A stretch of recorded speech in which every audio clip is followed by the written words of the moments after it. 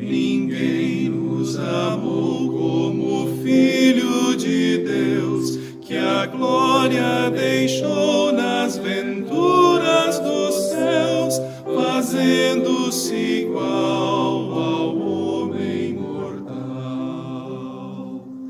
Ninguém nos amou como Cristo Jesus, que humilde aceitou a vil morte na cruz, a fim de nos dar nos céus novo lar. Ninguém nos amou como Cristo Senhor, que as almas guiou como seu bom pastor, na Bíblia nos deu consolo do céu.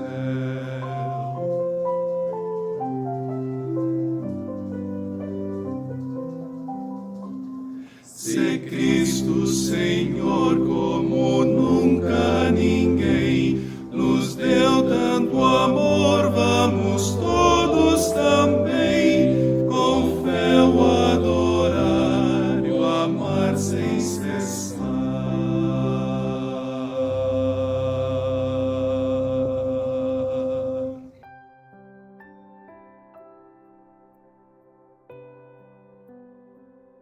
Ó Senhor Deus, eu já não sou orgulhoso.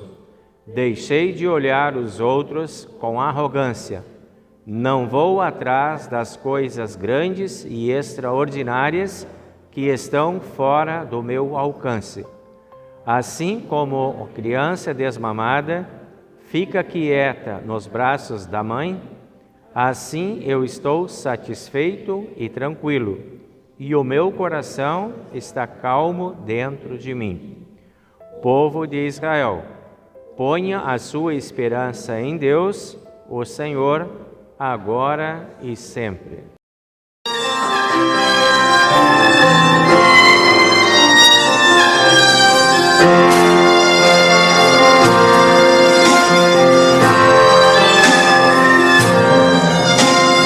Deus está presente, Pai onipotente,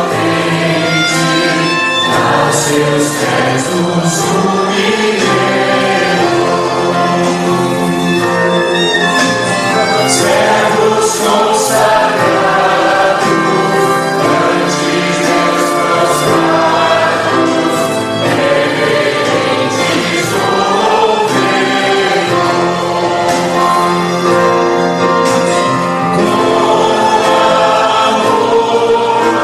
Salvador, e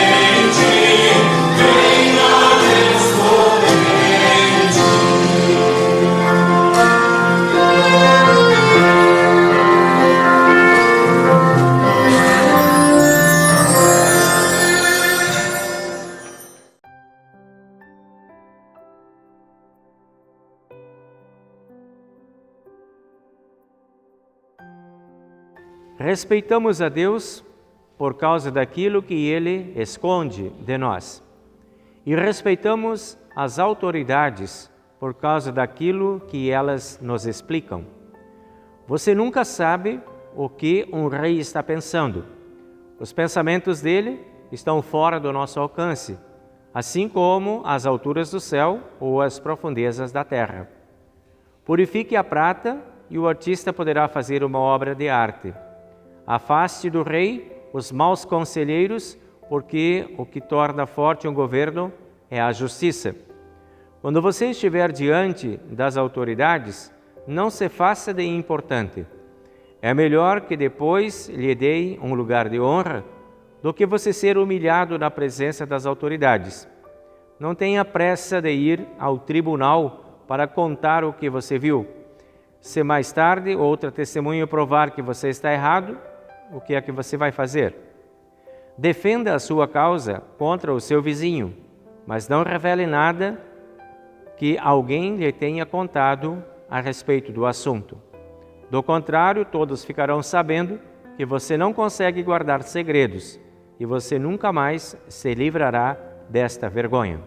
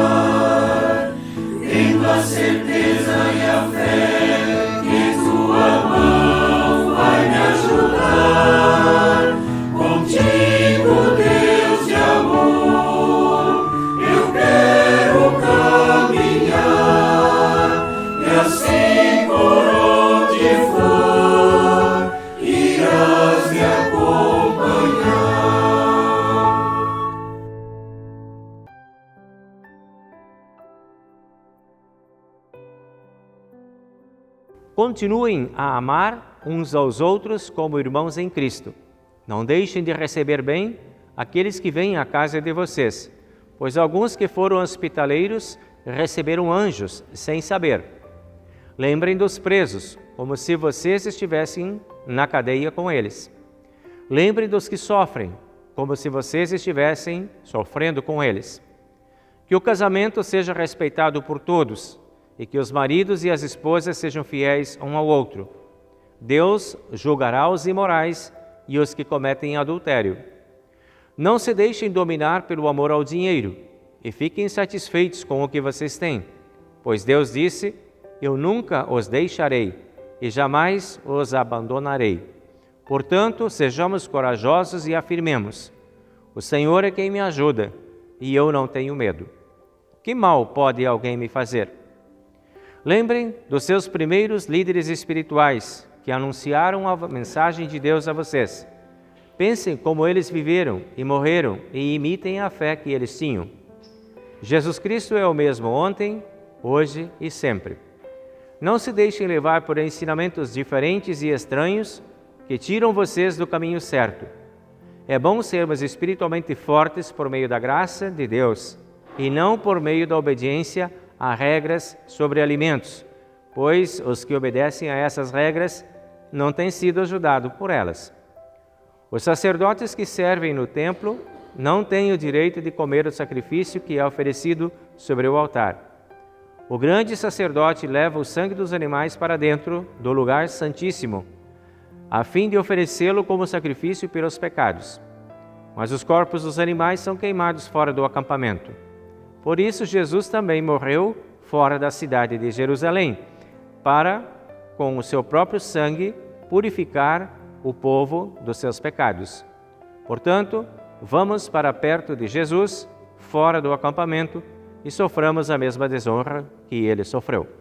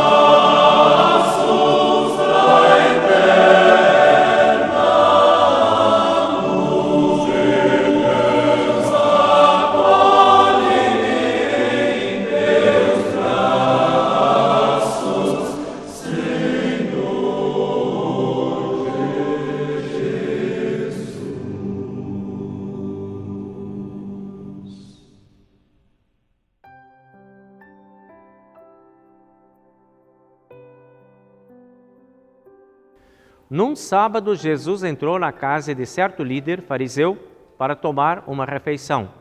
E as pessoas que estavam ali olhavam para Jesus com muita atenção. Um homem, com as pernas e os braços inchados, chegou perto dele. E Jesus perguntou aos mestres da lei e aos fariseus: a nossa lei permite curar no sábado ou não? Mas eles não responderam nada. Então Jesus pegou o homem, curou-o e o mandou embora.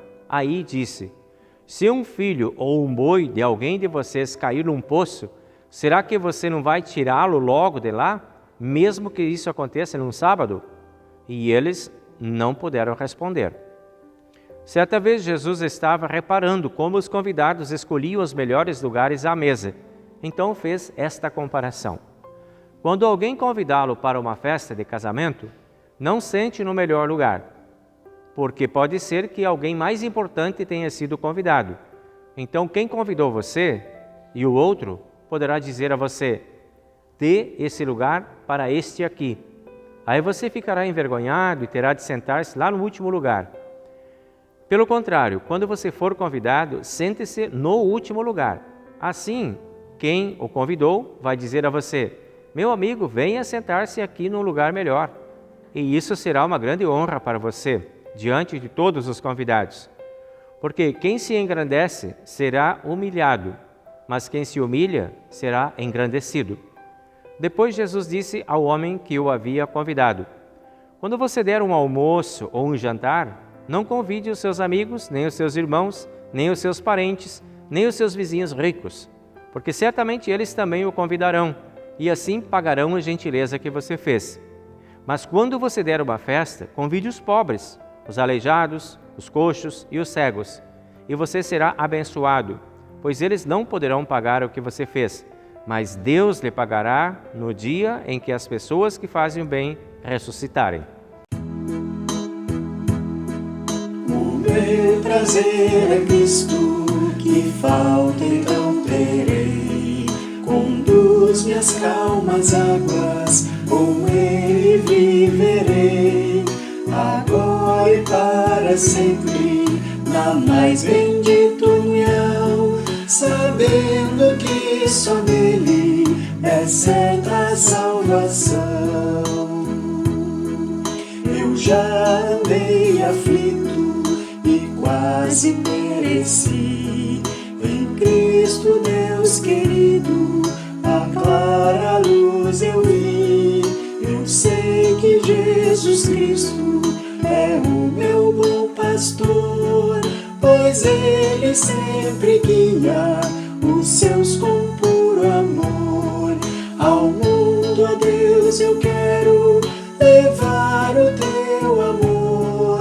Esteja aqui comigo e ser meu protetor na lida desta vida, em tentação e dor.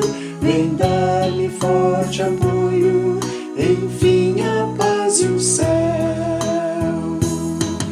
O meu prazer é Cristo, que falta então terei.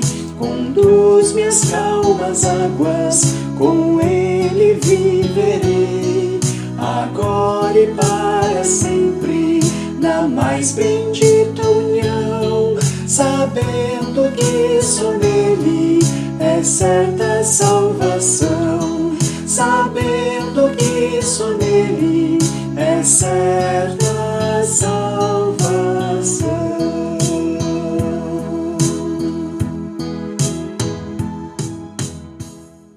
Muito bem, meus amigos e minhas amigas, hoje então temos a oportunidade de refletir um pouco sobre o tema A Vida que Agrada a Deus. Esse mais ou menos é o elo entre os textos que nós temos aí diante de nós nesta noite. E aí, qual será a vida que agrada a Deus? O que será que Deus quer de mim aqui dentro deste mundo? O que Deus está esperando de mim dentro deste mundo? Lá na minha família, lá no meu trabalho, nos meus estudos, enfim, onde quer que eu esteja. O que será que Deus está querendo? Me mantendo aqui ainda. Na medida em que Deus está me mantendo, que Ele não me chamou ainda daqui, que me deixa nesse tempo da graça, é porque tem um propósito. Quando tiver cumprido o propósito, quando tiver cumprido a missão nossa aqui dentro deste mundo, aí nós passamos para o outro reino, que é o reino da glória. Estaremos lá do outro lado com todos os santos na glória do Pai. Mas enquanto estamos aqui, temos um propósito de vida. Qual é o teu propósito de vida? Para que será que você está aqui? Para que eu estou aqui? Essa pergunta ela pode inquietar um pouco a gente, né? No sentido de que será que eu estou atendendo a esse propósito de Deus? Será que Deus está satisfeito com a minha performance existencial? Com o meu protagonismo de fé? Está de acordo a minha vida com aquilo que Deus espera de mim? Eu estou cumprindo esse projeto de Deus, da minha existência dentro deste mundo? Quais seriam as marcas da minha vida para agradar a Deus neste tempo que eu estou vivendo aqui? Essas perguntas elas estão respondidas aí dentro dos textos que a gente leu hoje. Algumas respostas nós podemos encontrar dentro dos textos. Por exemplo, no Salmo 131, o próprio título do Salmo já nos dá uma dica do que Deus quer, que tipo de vida que agrada a Deus. E lá no título tem duas palavras, que são dois valores, dois conceitos: humildade e confiança. É o título que está lá no Salmo 131. Então já começa no título a descoberta, né? O que Deus quer de mim? Isso, a princípio. Deus quer de mim uma vida humilde e uma vida confiante. E aí o salmista que se vê assim diante de Deus, que aqui no caso o salmista é Davi, ele já começa falando dele mesmo, diante de Deus. E o reconhecimento dele é bem interessante. Ele vai lá e diz assim: já não sou orgulhoso, já não sou arrogante, já não sou megalômano. Não tenho a megalomania, aquela mania de grandeza. Já não sou mais assim. Acredito que Davi estava aqui já numa idade bem avançada, né? A sabedoria de Davi já era muito evoluída para ele já ter essas visões. Enquanto ele era jovem, ele tinha talvez uma impetuosidade maior, ele tinha uma energia mais forte, ele tinha a sensação de poder mais, e agora ele está numa outra atitude, né? Se despe de orgulho, se despe da arrogância e da mania de grandeza. Continua sendo o rei, mas ainda agora está revestido de uma outra postura, de uma outra atividade. Já descobriu o que Deus queria dele. Às vezes a gente gasta quase uma vida inteira para descobrir o que Deus quer da gente. Ainda é tempo, enquanto estamos aqui, ainda é tempo, né? E ele diz também assim: como uma criança se aquieta, uma criança desmamada se aquieta no braço da mãe, ou fica quietinho, fica satisfeito, fica tranquilo, assim eu estou também. Isso é o que Deus quer também de mim, de repente, que eu me aquiete nos braços do Pai. Que às vezes a gente fica por demais angustiado, às vezes a gente fica por demais apressado, por demais afoito, por demais nervoso, por demais estressado. E Deus talvez não queira isso para nós. Ele quer nos dar uma tranquilidade de paz de espírito. Isso poderíamos dizer assim, que coincidiria com uma frase seguinte do texto que diz assim: ponha a sua esperança em Deus.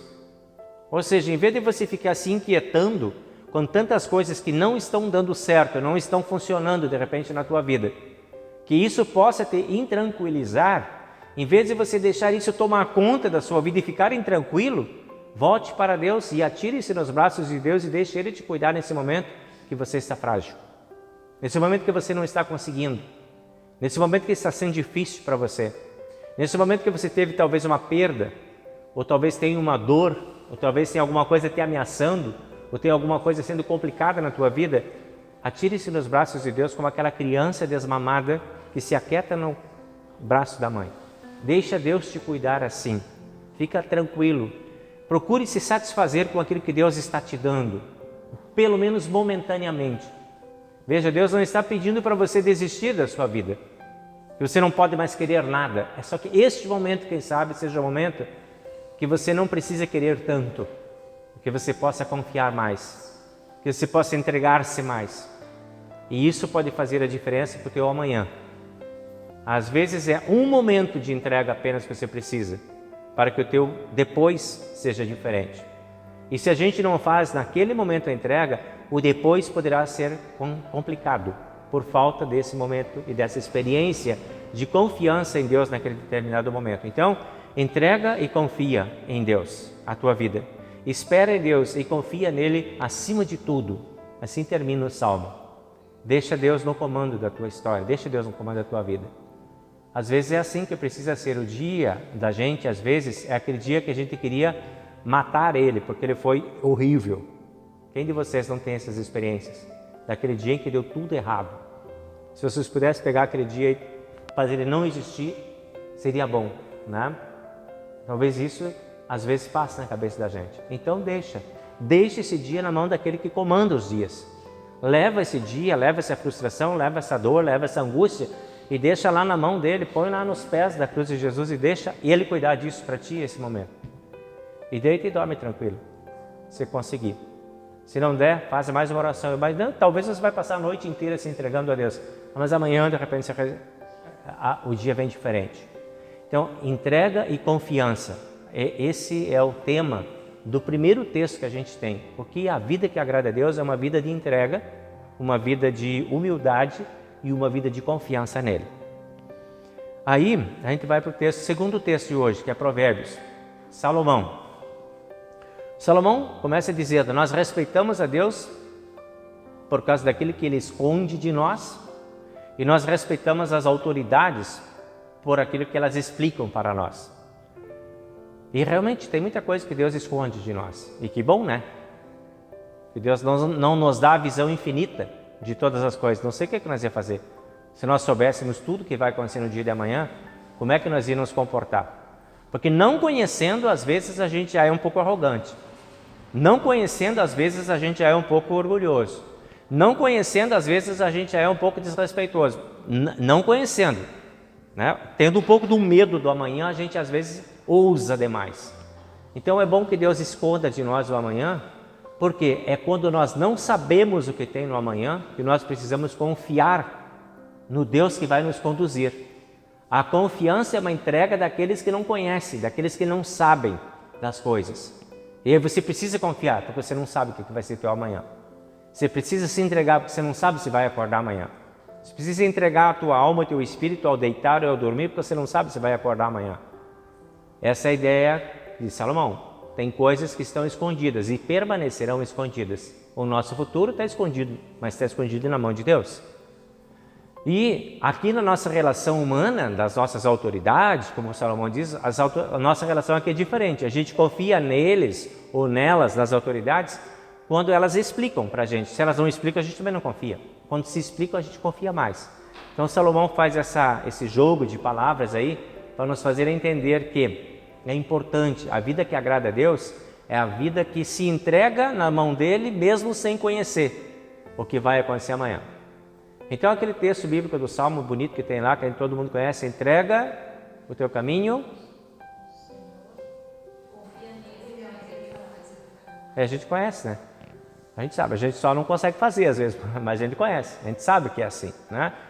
Entrega e confia que o mais ele fará. Então aqui nós temos a questão da humildade diante da palavra de Deus. A palavra certa para o momento certo. Deus nos dará o entendimento dessas coisas, nos permitirá, nos ajudará a fazer essa entrega para que a gente possa viver e viver melhor. Aí nós vamos abrir o terceiro texto de hoje, que é o texto da Epístola, que nós encontramos lá em Hebreus capítulo 13. Lá em Hebreus capítulo 13, nós temos uma lista pelo menos de 9 itens, que são os itens de uma vida que agradam a Deus. Lá está bem mais claro essa listinha de coisas, o que Deus quer da gente, para a gente poder fazer agora uma comparação com o que nós estamos sendo. Vamos ver se a gente vai tirar 10, né, nessa provinha. É uma prova de 9 perguntas aqui, de 9 itens, para a gente fazer uma comparação. Primeiro item que tem lá em Hebreus 13, amar uns aos outros. Essa é a vida que agrada a Deus. E aí? Tranquilo? Foram aprovados? Se sentem aprovados nesse primeiro ponto? Tranquilo? Estou vendo que vocês estão meio assim, né? O que é esse amar? O que implica esse amar? Né? É só falar ou tem o agir também? Onde é que está o nosso desafio maior? É no saber falar ou é no saber agir? No agir? E está tudo certinho lá? Está dando para conjugar o falar e o agir tranquilo? Essas coisas que Deus vai olhar lá, né? Bom, quem sabe a gente, né? Vamos deixar, vamos ver. Segundo ponto que tem lá: receber bem aos outros em suas casas, porque muitas pessoas recebendo assim, receberam até anjos nas suas casas. E aí, vocês recebem bem as pessoas na sua casa? Na sua vida, na sua casa? Tudo bem? Legal. Show. Gostei de ver. Um dedinho levantou, mas só foi um que levantou também, né? Os outros assim acho que estão meio guardados aí, né? Essa ideia, a ideia da empatia, a ideia do bom relacionamento, a ideia da solidariedade, a ideia da fraternidade, né? De a gente estar de bem com as pessoas com quem a gente convive, né? Não é só abrir a porta da casa, mas é abrir a porta do coração. As pessoas que vêm ao nosso encontro, elas encontram em nós aquilo que elas estão procurando, elas encontram afetividade, encontram respeito, encontram justiça, encontram coisas que fazem elas se sentir bem junto com a gente, dentro da nossa existência. 10? Tranquilo? Ó, estamos bem, estamos indo bem. Terceiro ponto, olha só que interessante. Lembrem dos presos.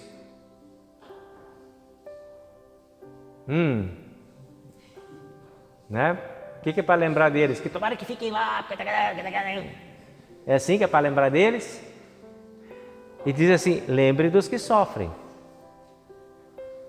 E aí é um desafio bem grande, né? E é interessante por que colocar isso aí no meio, né? Mas vejam, Jesus já tinha falado isso num outro momento, quando ele disse, olha, eu estive preso e vocês me visitaram, eu estive com fome e me deram de comer. Lembra que ele falou isso, uma listinha que ele tem lá? O preso está junto também.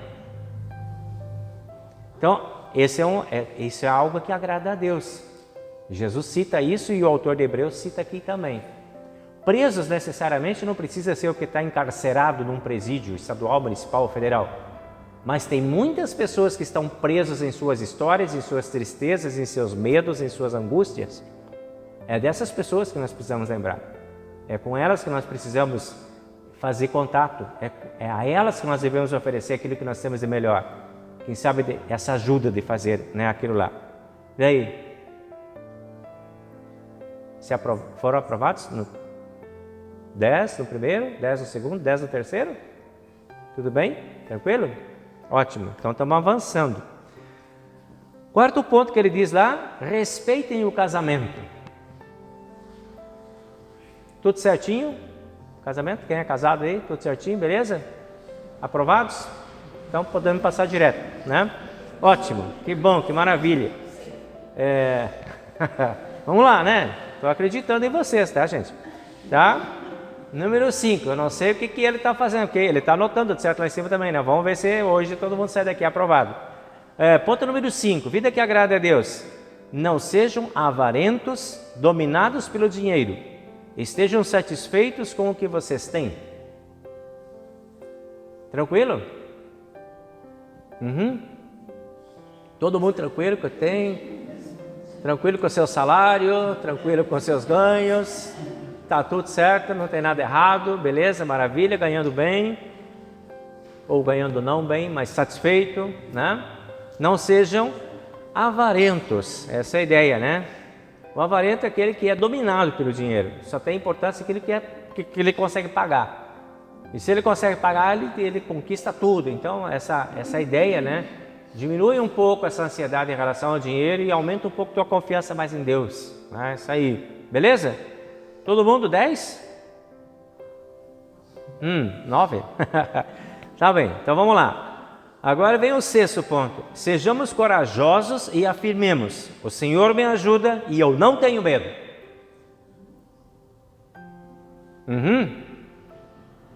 Todo mundo corajoso? Sim? Todo mundo sem medo? E aí, né? Como que a gente vai se ver com isso? Porque o medo, dá para se livrar do medo? É feio ter medo? É pecado ter medo? Olha, se for... Tô ralado, né? Tô ralado. Se for, tô ralado. Porque não é feio nem é pecado. Mas ele diz aqui, né? Substitua o medo pela confiança em Deus. Busquem isso, né? Tente superar. Pode sentir medo, sim. E na hora do medo faz o quê? Se atira para o braço daquele que é forte. E o teu Deus é forte. Então vai lá e busca, né? Sejamos corajosos e afirmemos: o Senhor me ajuda. Sim? Aí sim, né? Essa ideia, sim. Eu tenho essa confiança, eu compartilho dessa confiança. Beleza, teste para todo mundo. 7. Imitem a fé dos seus líderes espirituais.